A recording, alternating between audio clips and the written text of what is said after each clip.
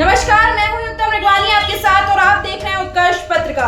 उत्तर प्रदेश सरकार पर कोरोना से हुई मौत के आंकड़े छिपाने के विपक्ष के आरोपों को बल मिलता नजर आ रहा है। गंगा नदी में जहां तहां बह रहे और रेत में दबे शवों ने सरकारी आंकड़े की हवा निकाल दी है। यह मंजर खौफनाक है कि लोगों को अस्पताल में ठीक से इलाज तो नहीं मिल पा रहा, लेकिन मरने के बाद भी उन्हें अंतिम संस्कार तक नसीब नहीं हो रहा है। खासकर यूपी का उन्नाव इस समय काफी चर्चा में आ गया है, जहां कुछ ही दिन में गंगा नदी की रेत में सैकड़ों लाशों मिलने की बात बताई जा रही है। उन्नाव की बीघापुर तहसील के राकेश कुमार बताते हैं कि वह पिछले एक माह में करीब 6 शवों के अंतिम संस्कार में शामिल होने के लिए गंगा किनारे बक्सर घाट पर जा चुके हैं। वह कुछ लोगों को नदी के रेत में शव दफनाते हुए देख चुके हैं। अभी इसी गुरुवार को जब वह अपनी चाची के अंतिम संस्कार में शामिल होने के लिए गए थे, तो वह रेत में करीब 100 से अधिक लाशें दबी हुई थी, जो रेत हटने के कारण साफ दिखाई दे रही थी। राकेश बताते हैं कि इतना खौफनाक मंजर उन्होंने इसके पहले कभी नहीं देखा था। बताया जा रहा है कि इन शवों को रेत में दबा दिया गया था, लेकिन हाल ही में हुई बारिश और तूफान के कारण रेत हटने से कंकाल में बदल रहे शव नजर आने लगे हैं। यहाँ के ग्रामीणों का दावा है कि ये लाशें बाहरी लोगों की हैं, जिनकी लाशें दफन की गई हैं। वे लोग कौन हैं और उन्हें किसने दफनाया है, इसके बारे में ग्रामीण अनजान हैं, तो अधिकारी कुछ बोलने को तैयार नहीं है।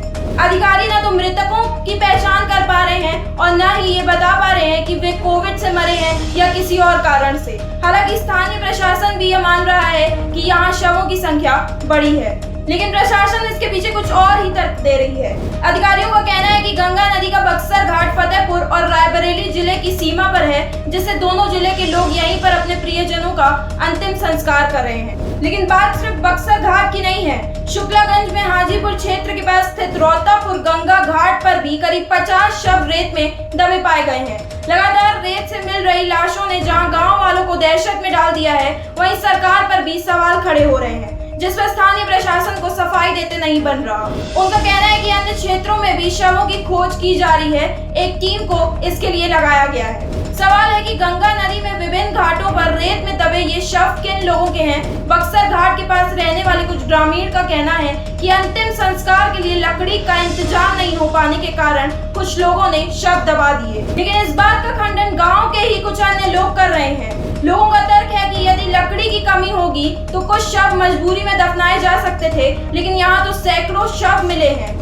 लिहाजा सिर्फ लकड़ी की कमी के कारण रेत में शव दफनाने की बात भी गले से नीचे नहीं उतर रही। बक्सर घाट के पास फूल बेचने वाले सोनू बताते हैं कि उसने भी लोगों को रेत में शव दफनाते हुए देखा है। वह कहता है कि पूरे विधि विधान के साथ अंतिम संस्कार करने में 8-9 हजार तो लग ही जाते हैं। हो सकता है कि लोग रुपए की कमी के कारण शव दफनाते हों, लेकिन ऐसे शवों की इतनी बड़ी संख्या हैरान कर रही है। कल्याणपुर गांव निवासी बहुआ पांडे बताते हैं कि पिछले 15 दिनों में हमारी गांव में 3 लोगों की मौत हुई है, लेकिन सभी का विधि विधान से अंतिम संस्कार किया गया है।